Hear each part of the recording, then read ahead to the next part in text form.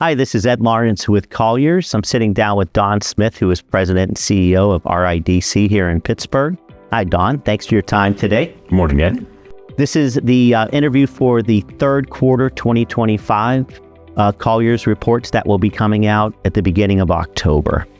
So, Don, did you want to start off by telling us a little bit about your background and your role here at RIDC? Sure. So I'm now 16 and a half years into my tenure at RIDC.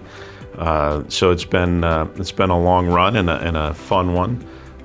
But I actually didn't come from the real estate industry. I was an academic doing public policy and teaching and in administration at Carnegie Mellon and the University of Pittsburgh.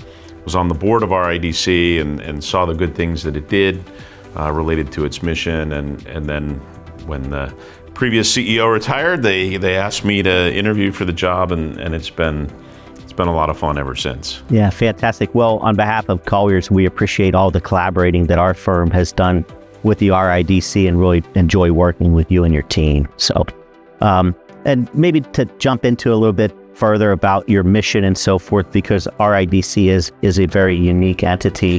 One of the hallmarks is your strong network of public and private partners. In your opinion, what makes an effective collaboration, and how do you identify the right stakeholders for a project? Yeah, and I think, and maybe I should just start by saying, RIDC is kind of, as you mentioned, unique. It's not really well understood. We're actually an economic development organization. We are a private, not-for-profit organization. So we don't have shareholders, and we don't have a profit motive. But on the other hand, we also don't get government funding for our operations. So we're private. We move at the speed of the private sector, right, but with this sort of public sector mission of job creation and tax base enhancement for the region. So it gives us a unique niche. Mm-hmm. And therefore, we probably look for some different things in some cases. Some are very common in partnerships. You absolutely only want to do partnerships with people you trust, mm-hmm. People who do high quality work. But then it's really alignment of interests. Okay. And so for us, when we do these projects, and we like to say we do the projects where the public payoff is bigger than the private payoff. Right. So we go into some of the early stage activities. We take the higher risk things. If you look at a project like Mill 19 at Hazelwood Green, I've had brokers and developers on my board who said, we would never do that. Right. But that's our role, is to sort of do those things that are catalytic and get things started. So we look for, in addition to that, trustworthiness and high quality, right, you got to look for the alignment of interests. Yeah. You got to package the deal so that everybody gets some of what they want. So we've done some partnerships with private developers like Elmhurst Company, right, Bill Hunt and his team, and those have been really successful and great partnerships. We, of course, partner with the state, the county, the city, every municipality, nonprofit and public organizations like Westmoreland County Industrial Development Corporation. Right. But I think, remember coming out of COVID, everybody had the PPP program. Right. We like to say we have our own PPP program. It's partnerships, packaging, and patience. Yeah, right. So, the latter is very key in our industry, as you know. Very important. Yeah. And some of our projects, I'm highly confident that Mill 19 will someday be profitable. But it's a matter of taking the long view. Right. Yeah. No, that's a really good, I think, outlook to have on things is the long view rather than just the short view. And a lot of times, private investors don't have that inclination or maybe luxury based upon shareholders that are breathing down their necks. But yeah, and I think that's where transparency is so important. You need to understand what your partner wants out of the deal, right, and make sure that's compatible with what you're trying to accomplish. So we walked away from some deals because we're like, this is a great deal and we like you, but you guys want to do this and that doesn't fit our mission. Right. So it's really staying focused, making sure everybody, the interests are aligned. And related to, I guess, we'll say moving away a bit from what you might call the urban core and doing some projects at the Armstrong Innovation Park and NKAMP. What drives that strategy revitalizing rural and post-industrial communities. Where does that come from? Yeah, well, I think, first of all, it's important to note that our service area is a 12-county region of southwestern Pennsylvania. So we go all the way up to Mercer County, to the West Virginia border, to the Ohio border, and then over to Somerset. So in part, it's just part of our mission, is we're focused on economic development in that entire region. The R in RIDC stands for regional. So we really do take seriously our mission and our obligation to try and make sure that any economic development or prosperity, that wealth generation that we can help stimulate, is shared across the region. And I think when you saw the manufacturing economy decline in the late 70s, early 80s, and the steel industry decimated here, that put a lot of these rural communities or second-tier cities really on their sort of back foot. They lost their balance, lost their economic rationale. The city and close-in areas, the eds and meds and the tech stuff has really gone pretty strong in those areas. Right. But some of that wasn't shared as much across the region. And we think that there's lots of opportunities to do that through the manufacturing once the tech reaches a certain size, right. And things like agriculture tech and other kinds of things. So we've made a concerted effort to work with our regional partners in places like Armstrong, Westmoreland, Butler, Beaver, et cetera, to really look for and identify projects that we can help do in their community. I think, the New Ken Advanced Manufacturing Park, the former Alcoa site, right. We're off to a great start with Rebuild Manufacturing, which is an amazing company that we're really very optimistic about their impact.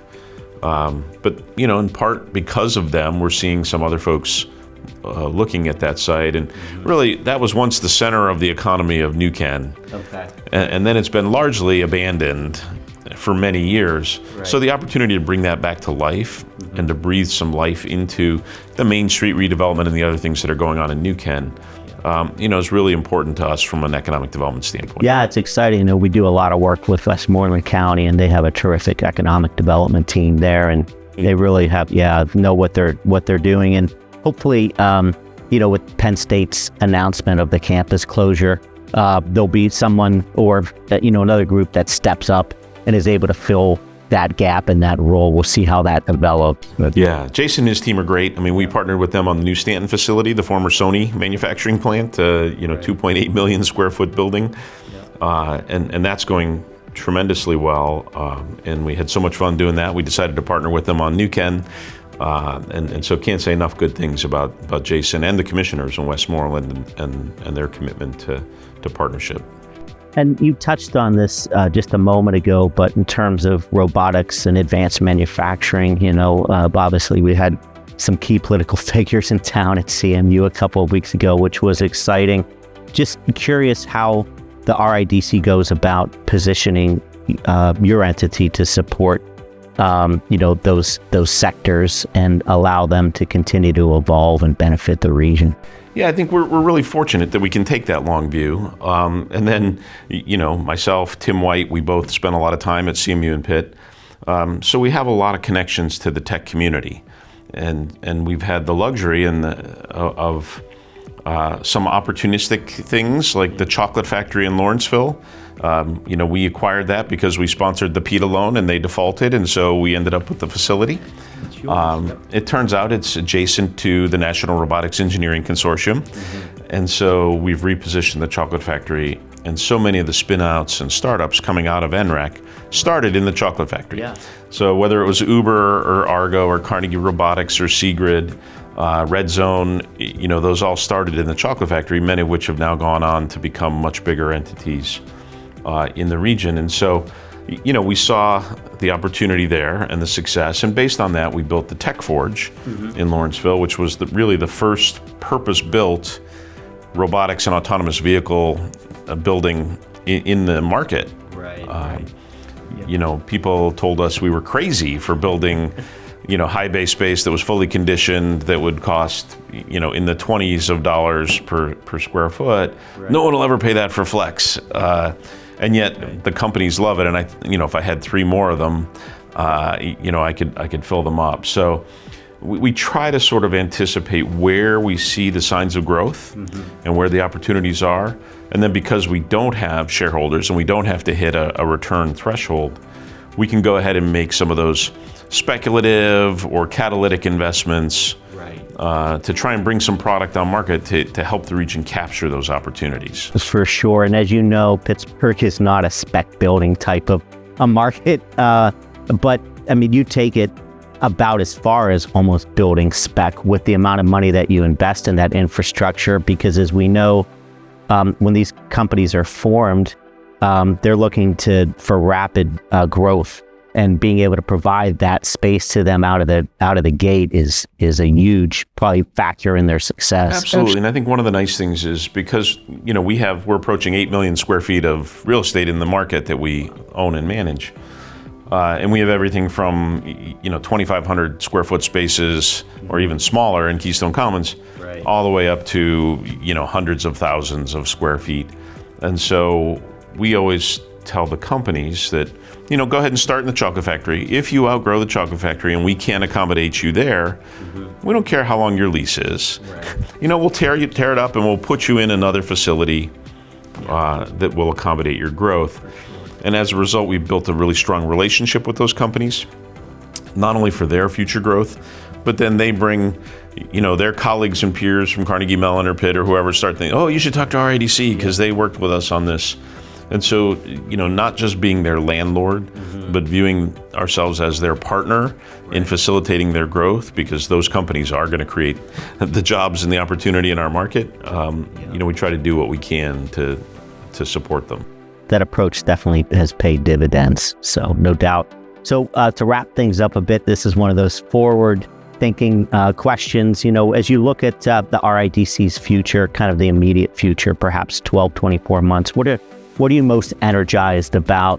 And then on the back end of that question, what would you like the RIDC's impact to be, let's say, in around 20 years or so? Yeah, I think that the thing I'm most enthusiastic about is we're actually seeing a significant amount of interest in manufacturing.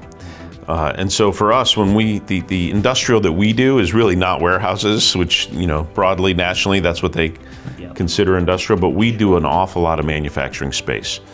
And so seeing the interest in manufacturing companies coming here, especially the advanced manufacturing companies, creating those jobs that don't require a PhD from Carnegie Mellon, but still pay family-sustaining wages, and really can become the backbone of those communities, and all the spin-off benefits, the suppliers, the logistics, the customers, and that whole supply chain. I think we have a real opportunity to capitalize on, whether it's tariffs or currency or just national security, the move to onshore.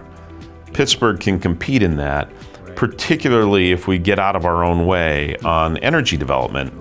We have the second largest reserves of natural gas in the world, and there's a real critical need for additional power. Gas is a relatively clean fuel source. We need to get those power plants built to take advantage of it, because every customer we look at in the manufacturing side and the energy side, of course, data centers, everybody's gaga about data centers now, they're power hungry. And so if we take advantage of our gas reserves and become the place that can deliver that power, that's going to be a huge advantage. And then we can reindustrialize some of these towns that really have not fully recovered from 40 years ago when the steel mills closed. So I think that's what I'm most enthusiastic and energized about. And I hope someday, we're celebrating tomorrow our 70th anniversary. Wow, congratulations. So it's our 70th birthday tomorrow. Awesome. And I think, my predecessors made a lot of investments that have had a profound impact on the region. I really hope someday that people look back and they say, wow, Pittsburgh is a center of robotics. It was those early investments in supporting the companies coming out of NREC. It was, the development of Mill 19 and Hazelwood Green, and the partnership with the universities and RIDC really helped make that happen. Right, and being able to provide a home to a group like ARM, I mean, that's amazing. People don't understand. That's their national headquarters is right here in Pittsburgh with the work that they do. Yeah, it's it was great. And I mean, I think a number of my team are really tech geeks at heart, even though we're in economic development or real estate. And so, the opportunity to walk around some of these places and see the amazing technology that they're developing and bringing to life. Yep. Some of the things that robotics is doing now is just so exciting. Yeah. The AI revolution. And so, talking to some of the creators who are going to make the future of the next 20 years of the American economy, really exciting and fun stuff. No question. Well, thank you so much again for all the insight. Again, on behalf of Colliers, we really appreciate the relationship that we have with you, and we thank you for your commitment to the region and all the good work that you've done, and we look forward to continued collaboration and success. Great. Thank you, Ed. Happy to do it. You bet.